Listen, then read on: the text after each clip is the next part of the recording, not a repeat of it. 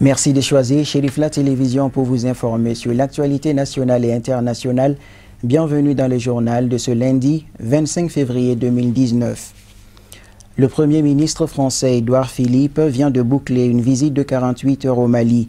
À la tête d'une importante délégation de ministres, de parlementaires et d'opérateurs économiques, le chef du gouvernement français est arrivé à Bamako vendredi soir pour enchaîner dès le samedi matin sur la première étape de sa visite à la station de pompage de Kabala en présence de son homologue malien Soumeylou Boubèye Maïga et du ministre malien de l'énergie et de l'eau. Ils ont co-présidé la cérémonie officielle de mise en service de la station d'Exor de Kabala. Amadou Diarra et Ibrahim Koulibaly. C'est ici, à Kabala, dans la périphérie de la capitale, que le Premier ministre malien a donné rendez-vous à son hôte français, Édouard Philippe, pour constater l'avancée de ces ouvrages gigantesques destinés à augmenter la capacité de production d'eau potable de l'ordre de 144 000 m3 par jour pour chacune des unités au nombre de 3. Après un accueil à la hauteur de la dimension des relations franco-maliennes sur le site, les deux hommes eurent droit à une visite guidée des lieux avec notamment des explications fournies par les ingénieurs sur le fonctionnement du chef-d'œuvre. Un projet qui exploite 750 ouvriers sans incident pour près de 30% d'équipements importés de France. Cette unité de captation d'eau et de traitement permettra d'alimenter dès à présent 1 200 000 habitants et un peu plus de 2 400 000 habitants à l'horizon 2032. Le maître d'ouvrage est assuré par la SOMAPEP, la Société malienne de patrimoine de l'eau potable, avec comme exploitant la SOMAGEP, la Société malienne de gestion de l'eau potable. Les travaux sont exécutés par des sociétés françaises comme Sogea Satom et le cabinet français Merlin Syrah en assure la mission de contrôle. Un financement de la Banque européenne d'investissement et de l'AFD, l'Agence française de développement. Il s'agit de procéder au lancement officiel de la mise en route de la station d'Exor de Kabala. Vous savez, le président de la République a, dans le cadre de son programme présidentiel, fait de l'accès à l'eau une priorité. Il a instruit au gouvernement de prendre toutes les dispositions à ce que les populations aient l'accès à l'eau potable. Donc la construction de cet ouvrage de traitement d'eau potable à Kabala participe de cela. Et cet ouvrage nous a coûté à peu près 337 milliards pour les deux phases, 172 pour la première phase et 165 milliards pour la deuxième phase. Et chaque phase comprend bien sûr des composantes et différentes lots. Donc ce que nous allons inaugurer aujourd'hui fait partie de la première phase dans sa première composante. Et cet ouvrage, c'est pour la production, le stockage et le transport, le traitement de l'eau. Donc globalement, nous allons avoir une capacité de 288 000 mètres cubes, c'est-à-dire 288 millions de litres d'eau potable à partir de mars pour 144 millions de litres et en mai pour les deuxièmes 144 millions de litres. Donc c'est vraiment un chef-d'œuvre en matière de capacité de production et de traitement d'eau. Je pense que c'est le premier ouvrage dans la sous-région. Les partenaires qui ont financé, il y a naturellement la France à travers l'AFD. Et le site, là où nous sommes, l'ouvrage de la station de l'Exor, en partie a été globalement financé par l'AFD, la BEI et l'Union européenne, avec comme chef de file l'AFD, donc le gouvernement français. Après cette présentation, en présence d'une importante délégation de parlementaires, du patronat et d'hommes de médias français, les deux premiers ministres rejoignent la passerelle de l'unité de l'Exor pour procéder au lancement officiel d'une des pompes à travers ce simple geste de pouce d'Édouard Philippe. L'honneur lui revient ensuite de dévoiler la plaque commémorative pour la postérité. Signature d'accords et de conventions, deuxième acte historique de cette visite de travail du Premier ministre français Édouard Philippe au Mali, accompagné de la ministre des Armées Florence Parly, du secrétaire d'État auprès du ministre de l'Intérieur et de plusieurs personnalités du monde parlementaire, culturel et sportif, ainsi que d'une forte délégation du MEDEF.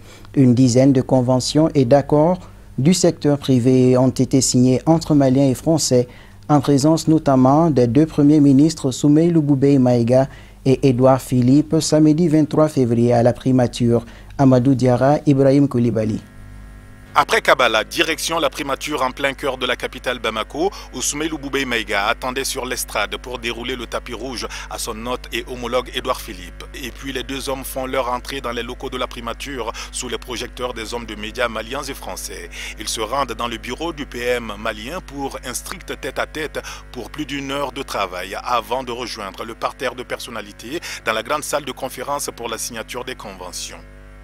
La première convention AFD, Agence française de développement, relative à une subvention de 10 millions d'euros sous forme d'aide budgétaire globale destinée à la prise en charge des besoins urgents de trésorerie de l'État. Les signataires sont le ministre des Affaires étrangères et de la coopération internationale du Mali, le DG de l'AFD et l'ambassadeur de France. La deuxième convention est un prêt souverain de 50 millions d'euros qui porte sur le projet d'alimentation en eau potable des villes secondaires du Mali au nombre de 5. Il s'agit de Koulikoro, Ségou, San, Mopti et Badiangara au bénéfice de 500 000 personnes. Convention signée par le ministre de l'économie et des finances, le directeur général de l'AFD et l'ambassadeur de France.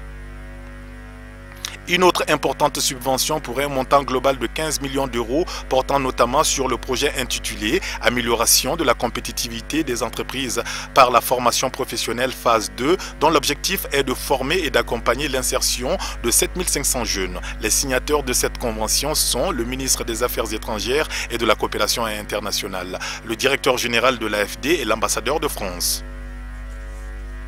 La quatrième convention pour un montant de 10 millions d'euros porte sur le projet d'appui à l'amélioration des finances publiques maliennes signé par le ministre des Affaires étrangères et de la coopération internationale, le directeur général de l'AFD et l'ambassadeur de France. Dans le deuxième volet consacré aux accords du secteur privé, on notera la lettre d'intention entre le ministère malien de l'énergie et de l'eau et la société Legendre Énergie pour la réalisation de la centrale de Fana pour un investissement privé français de 53 millions d'euros, accord signé par le ministre Sambou Wagué et le directeur général du groupe Legendre. Pour les 5 autres accords, on notera la création de l'Open Academy numérique du Mali avec comme signataire le président du CNPM, le PDG du CEFIB, le président de General Computec côté malien et le directeur de Tactis Ingénierie pour Infranum, le président et cofondateur de Quant côté français.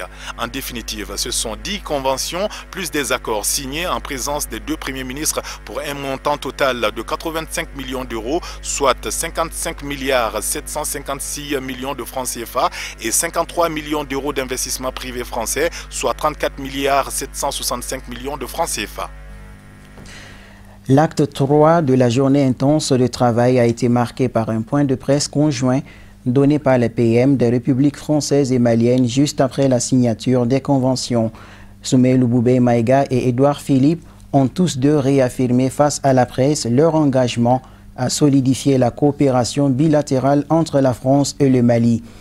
Des questions relatives à la durée de l'opération Barkhane au nord Mali, des questions de la migration ont été abordées au cours de ce point de presse. Nous restons toujours avec Amadou Diarra et Ibrahim Koulibaly. Cette visite de travail du Premier ministre français, la première en Afrique subsaharienne, est perçue comme une véritable marque de confiance, gage de la dynamique relation franco-malienne, selon le Premier ministre malien, qui voit dans cette démarche la détermination d'une lutte commune contre les forces du mal sous le terrorisme dans le Sahel et dans le monde. La France a eu un engagement résolu et décisif dans la sauvegarde de l'État malien. Et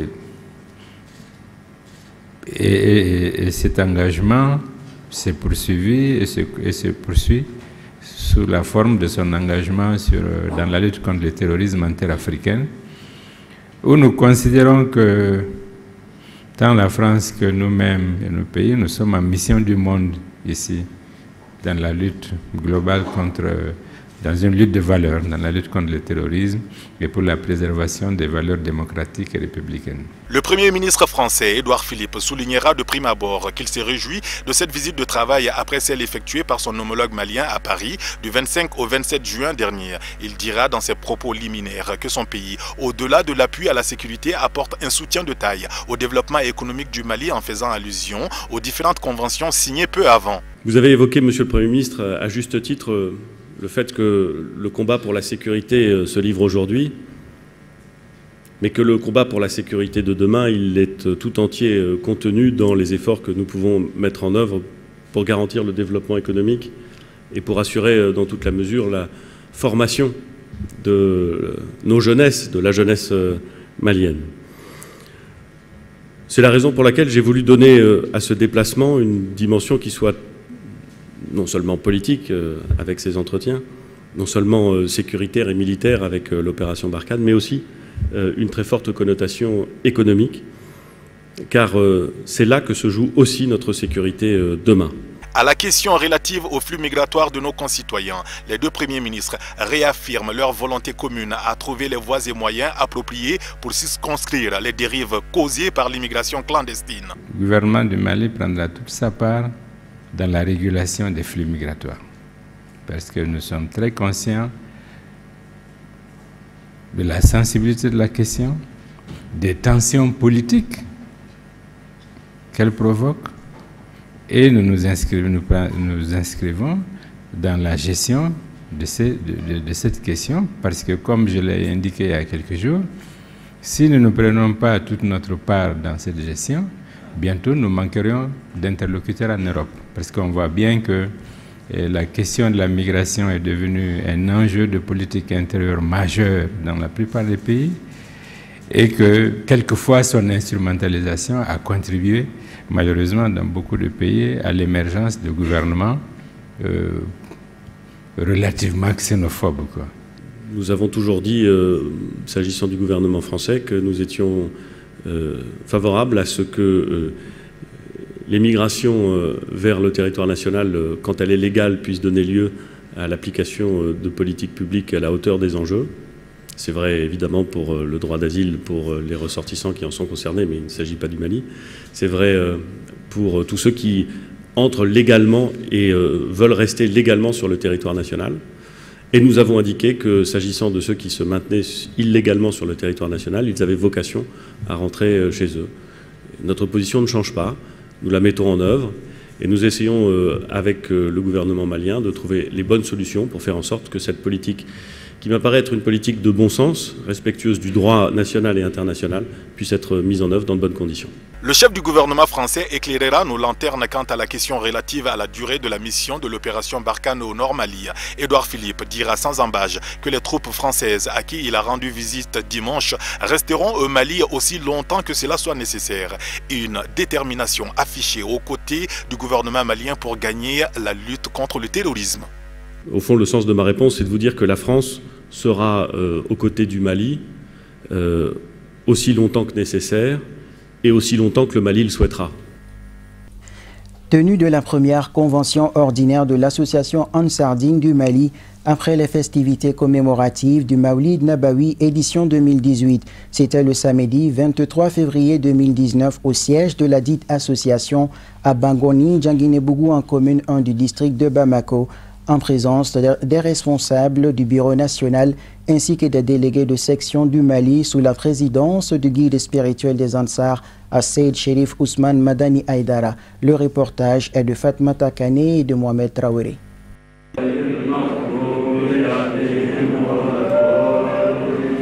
Commencez par la lecture du Saint-Coran pour la miséricorde du Tout-Puissant Allah pour le repos éternel des défunts Ansar. Cette cérémonie se cadre avec la tenue de la rencontre trimestrielle de l'ADN Mali, première du genre après les festivités commémoratives du Mawlud 2018. Un espace d'échange direct entre les responsables et les délégués de section permettant de faire l'état d'évolution de l'association. On est là aujourd'hui pour faire l'état des lieux, voir l'évaluation, parce que l'année de l'Ansar Dine, ça quitte du Mawlud à Mawlud.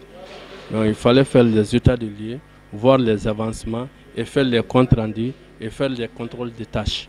Aujourd'hui, nous sommes là pour donner des informations dans les programmes d'activité que Ansar Dine National est en train de mener. Comme vous le savez tous, il y a eu le lancement de l'aménagement de 200 hectares à Masna, dans la commune de Kolongo, et l'ouverture du centre de santé de la dite localité. Donc nous allons voir qu'est-ce que nous pouvons faire d'ici le Mawlud 2019. À l'accoutumée, l'Ansar Dine National du Mali se rencontre avec les délégués de chaque section, 3 délégués par section, tous les 3 mois. Donc nous sommes à la première rencontre après le Mawlud. Vraiment, nous sommes très contents parce que toutes les sections ont été représentées. Donc il y a eu beaucoup de représentants venus de différentes sections. Donc vraiment, la réunion a commencé dans l'ambiance, dans la compréhension. Vraiment, nous ne faisons que remercier le bon Dieu qui nous a réunis ce matin. Donc tout ce que nous demandons aux militants, c'est de serrer la ceinture, de redoubler d'efforts, car l'islam, c'est un travail continuel jusqu'à la tombe. Donc la récompense que nous espérons, ce n'est pas ici, c'est dans l'au-delà. Toute bonne action mérite une récompense. À travers cette rencontre, le bureau exécutif de l'ADN Mali a procédé à une remise symbolique des tableaux d'honneur aux 3 premières sections pilotes, à savoir Kenyeba, Bamako et Kangaba, pour leurs efforts déployés durant le mandat précédent. Bon, aujourd'hui, vraiment, je suis très content parce que le bureau national nous a proposé de donner avec un grand diplôme parce que la section de Kangaba est devenue comme le 3e parmi les 46 sections du Mali. Ça nous fait plaisir beaucoup, vraiment. Nous avons reçu un diplôme de reconnaissance ce matin par le bureau national du Mali. Il a offert ce diplôme, le développement que nous avons fait pour l'association. C'est pourquoi on a eu ce diplôme ce matin. Nous sommes complets de joie ce matin, moi et les membres de mes bureaux. On remercie beaucoup le bureau national pour cette belle initiative. Placé sous sa présidence, le guide spirituel a également exhorté les Ansar à redoubler d'ardeur dans le travail pour assurer le progrès de l'islam. Notons qu'ils étaient au nombre de 140 délégués venus des 46 sections du Mali. Suivons à présent l'intervention de certains participants lors de la convention ordinaire des Ansar au micro de Fatma Takane et Mohamed Traoré. Nous sommes là pour la convention nationale du Mali. C'est la première convention annuelle aujourd'hui. Donc après le congrès, la conférence nationale, la convention est la 3e instance de notre association. Donc aujourd'hui nous sommes là pour, en tout cas, on se réunit aujourd'hui pour discuter, en tout cas réfléchir sur les projets, les activités annuelles.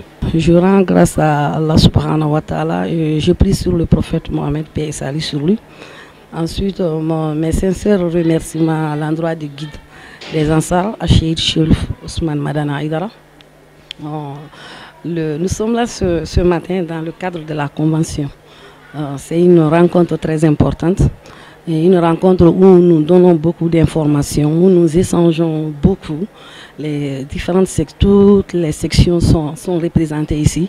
Donc c'est une opportunité pour moi de participer à la convention. L'appel que je lance aux militantes musulmanes, particulièrement aux Ansardines, je leur demande de redoubler d'efforts, de participer, d'aller au lieu de rencontre, d'aller surtout au lieu de prêche, qui est très important. Moi, mes impressions, c'est très simple. Notre convention, d'ailleurs, c'est un lieu de rencontre, de parler, programmer nos activités, voir ce qui a marché, ce qui n'a pas marché. L'islam, c'est pour venir aider ses prochains. Et l'islam, c'est pour travailler, combattre la pauvreté, que tout le monde soit égal. Voilà les principes fondamentaux de notre objectif, de notre rencontre. Ça nous permet de connaître les difficultés. Bon, comment on peut résoudre ces difficultés? Comment relever ces défis? Donc, nous, quand même, on est prêt toujours à relever les défis. Et pas les Ansars seulement, dans le monde entier, que tout le monde vive en paix. Dans le cadre de la célébration de l'anniversaire de la naissance de la fille du prophète Mohamed, paix et salut sur lui, couplé à l'anniversaire de la mort de feu Mohamed El Madani Aïdara, père du guide spirituel des Ansar, la Fédération Ansardine Internationale a organisé une nuit de prêche au terrain de football de Bangoni Djanguinebougou en présence de plusieurs personnalités. Le reportage est de Tata Touré et de Ibrahim Koulibaly. La communauté musulmane du Mali a célébré la nuit de dimanche l'anniversaire de la naissance de la fille du prophète Mohammed, paix et salut sur lui, couplé à l'anniversaire de la mort du père du guide spirituel des Ansar. Des prêches, des lectures de Coran, des prières entre autres ont été les temps forts de cet événement. Le président du GLSM a dans un message invité les fidèles à prier pour le Mali et à se donner la main face aux défis actuels, car cette édition 2019 du Mawlud de Fatima Zahra intervient alors que le pays est confronté à plusieurs défis qui ont pour nom l'insécurité, la tension sociale au centre. C'est pourquoi le président du GLSM demande à tous les fils du pays de se donner la main pour un État plus fort afin de préserver non seulement la souveraineté, mais aussi pour être ensemble pour le développement. La cohésion en acceptant nos différences, car c'est la seule condition pour bâtir un Mali meilleur, un Mali qui sera prospère à travers la cohésion et la paix, tout en rappelant aux fidèles certaines valeurs cardinales de l'islam, notamment la tolérance. L'islam a toujours été et demeure une religion du juste milieu dont le fondement et les valeurs authentiques bannissent la violence et la haine de l'autre. Voyons à présent les propos des participants recueillis lors de la cérémonie de prêche. Reportage Tata Touré, Ibrahim Koulibaly. Pour moi, la fête, là, c'est l'occasion de reconnaître les mérites. L'un des principes fondamentaux de l'islam, la reconnaissance du mérite. Je crois que c'est une nuit consacrée à l'anniversaire du décès de bien-aimé papa de notre cheikh Asseyid Cherif Ousmane Madane Aïdara, Bamadan Aïdara, couplé à l'anniversaire d'une grande femme, une grande dame de notre religion, la religion de Fatoumata Zahra. C'est pour magnifier les qualités que ces deux personnalités ont laissées comme héritage à notre religion. Le premier, je vais parler de Bamadan, qui ne connaît pas son fils aujourd'hui au Mali, en Afrique et même dans le reste du monde. Non seulement, non pas par le non seulement, les prêches et par l'exemple. Donc vraiment on est très heureux ce soir de venir reconnaître le mérite de celui qui nous a donné une grande personnalité de la carrière de Cherif Ousmane Madane Aïdara. Cela veut dire que lui aussi, il a des mérites qu'à chaque occasion, à chaque anniversaire, les prêcheurs prennent le soin de nous révéler. C'était un pieux, quelqu'un qui s'est carrément dédié à Dieu, qui n'a eu qu'un seul fils, un fils unique, qui pouvait lui servir à autre chose, mais qui a préféré sacrifier au Tout-Puissant, à Dieu, pour qu'il soit porteur de la bonne parole, de la religion à l'univers. Donc Bamadan Aïdara, que la paix soit sur lui, que son âme repose en paix. Fatoumata Zahra, je n'ai pas besoin de vous en parler davantage. C'est la femme exemplaire, c'est la femme qui a donné le meilleur d'elle-même pour la religion musulmane et pour la postérité du prophète Mohammed sallallahu alayhi wa sallam. Donc vraiment ce soir pour nous musulmans, c'est la fête et c'est la grande fête. C'est une cérémonie de prêche, c'est une cérémonie grandiose. Ce n'est pas notre première fois, c'est énième fois d'ailleurs qu'on assiste à cette conférence. Mais je dirais tout simplement, ce soir, c'est vraiment une soirée particulière.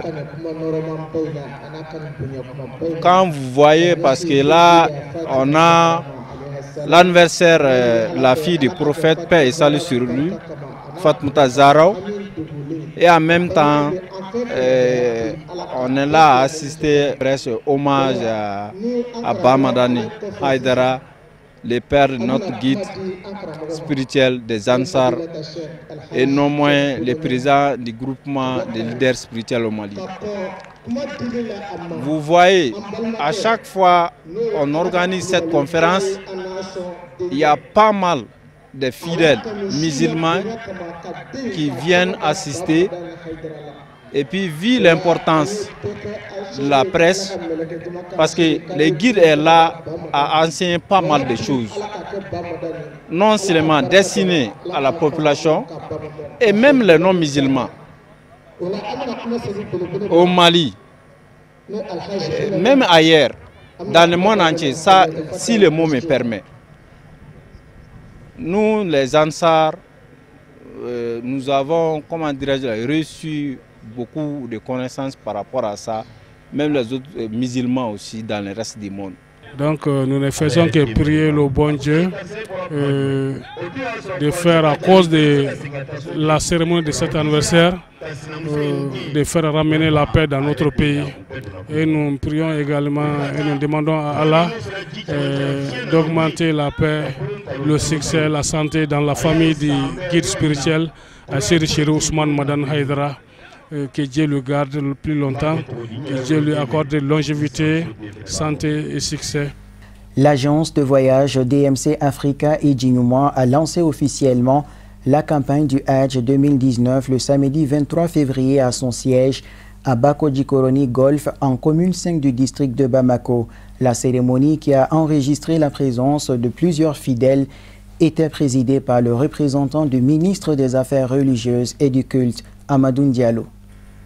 Cette cérémonie consacre la clôture des activités de l'agence de voyage DMC Africa Hidji-Nouma au titre de l'année 2018, mais aussi le lancement officiel du Hajj 2019. Tout comme l'année écoulée, l'agence maintient le même prix, c'est-à-dire 2 850 000 francs CFA, et se fixe comme objectif d'offrir le meilleur service à ses fidèles pèlerins. En 2018, nous avons eu la lourde responsabilité d'amener des pèlerins à la Mecque pour la première fois. Et Dieu nous a facilité cette activité qui est une activité spirituelle pour laquelle nous demandons vraiment l'accompagnement de tout le monde. Et nous avons pu bien mener à bon pour cette mission. Et Dieu merci, au vu des témoignages que vous-même vous avez pu couvrir sur les lieux, nos pèlerins à l'unanimité se sont dit satisfaits. Au titre de l'année 2018, l'agence DMC Africa Hidji-Nouma n'a enregistré aucune difficulté majeure. Nous remercions Allah. Nous n'avons pas eu de grandes difficultés l'année dernière, parce que nous avons organisé notre pèlerinage en 3 temps, c'est-à-dire avant, pendant et après le Hajj. Avant le pèlerinage, nous nous sommes déployés à mettre nos pèlerins ensemble au cours des séances de formation pendant 1 mois. Ce mois durant avant le Hajj, nous nous sommes familiarisés avec nos pèlerins.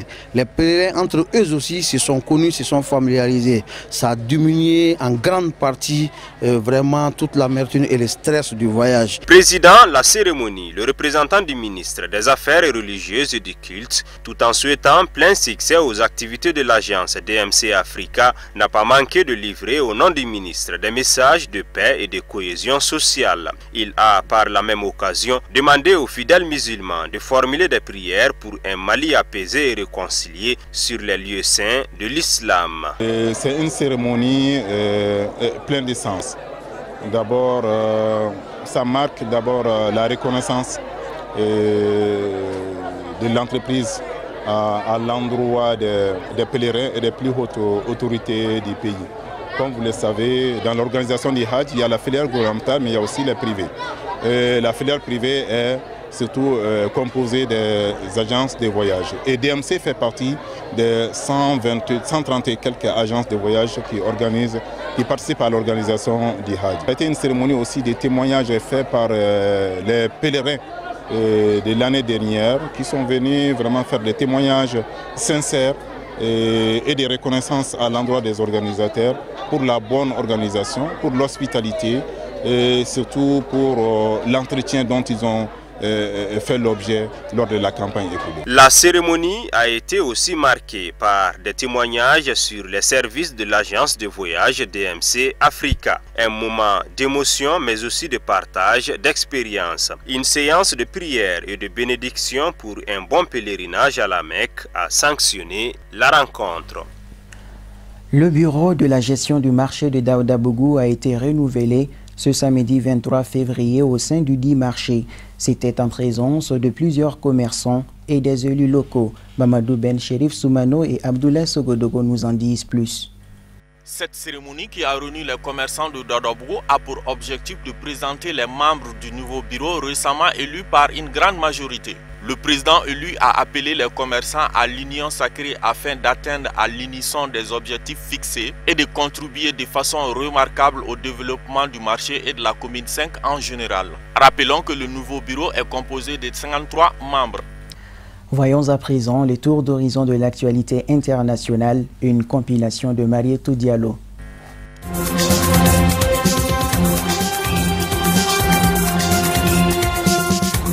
Alors que la compilation des résultats de la présidentielle du dimanche 24 février est toujours en cours, l'issue du premier tour est incertaine au Sénégal. Dans la soirée, le Premier ministre a donné Macky Sall vainqueur. Pour l'opposition, en revanche, un second tour est inévitable. Les médias locaux donnaient un trio de têtes composé de Macky Sall, Idrissa Seck et Ousmane Sonko. Ce dernier n'a pas appelé ses électeurs à rallier à Idrissa Seck, mais les deux leaders ont choisi de faire front commun. Le tout devant des militants galvanisés, certains scandant deuxième tour, devenu le slogan de la soirée. À minuit, depuis le siège de la coalition de Macky Sall, c'est le Premier ministre qui a pris la parole et affirmé que le président sortant l'avait emporté dès le premier tour avec 57% des suffrages.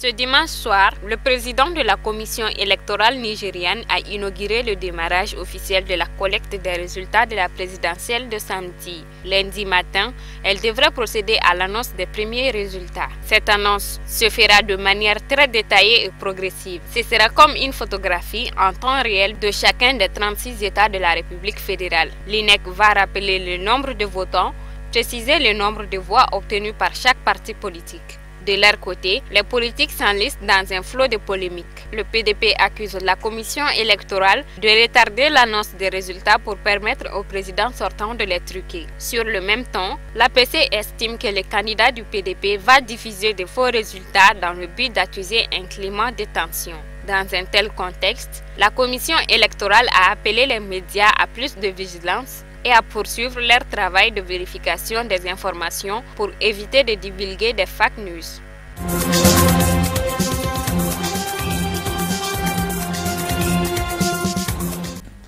Ainsi s'achève cette édition qui vous a été proposée par l'ensemble de la rédaction. À 21 h, Amadou Kamara vous en proposera la version Bamanankan. Bonne suite des programmes sur Chérif la télévision.